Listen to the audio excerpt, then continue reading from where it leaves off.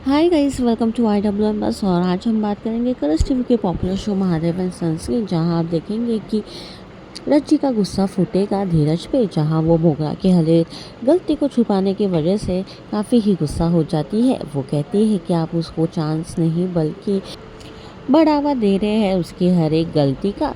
जहां आप देखेंगे कि आंसू आएंगे और वो मोगरा की हर एक गलतियों को लेकर माफ़ी मांगेंगे रज्जी और नर्मदा के सामने, और वो कहते हैं कि शुक्रिया अदा करेंगे और कहते हैं कि मोगरा को एक और चांस देने के लिए वो काफ़ी ही आभार है। पहले अब देखना ये है शो में क्या नया ट्विस्ट आएगा।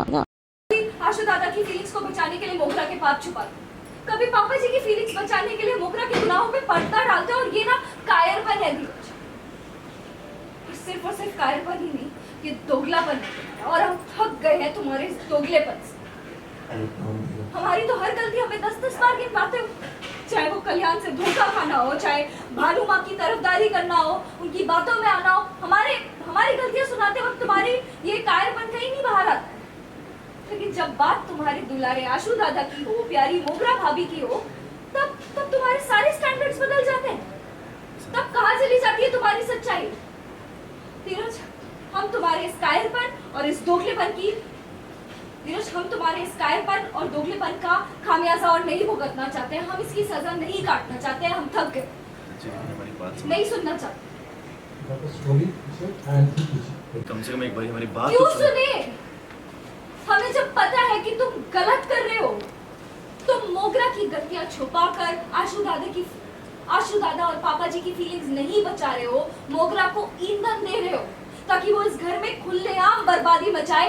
लिख के ले लो, वो कभी नहीं सुधरेगी जी। लेकिन तुम्हारी कोई और दलील नहीं सुनी। थक गए हम। तुम्हें जो लग रहा है ना कि तुम पापा जी की फीलिंग्स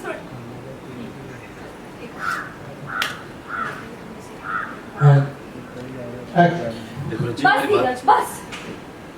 हमें तुम्हारी कोई और दलील नहीं सुननी है। थक गए हम। तुम्हें लग रहा है तुम ये सब करके पापा जी की फीलिंग्स को बचा रहे हो? नहीं, तुम ये सब करके बस मोगरा को शह दे रहे हो, उसकी गलतियों पे पर्दा डाल रहे हो। और तुम हमेशा से यही करते आए हो। हम सरप्राइज नहीं है। कभी तुम्हें लगता है कि आशु दादा की फीलिंग्स ना हर्ट, कभी हर्ट नहीं हो जाती।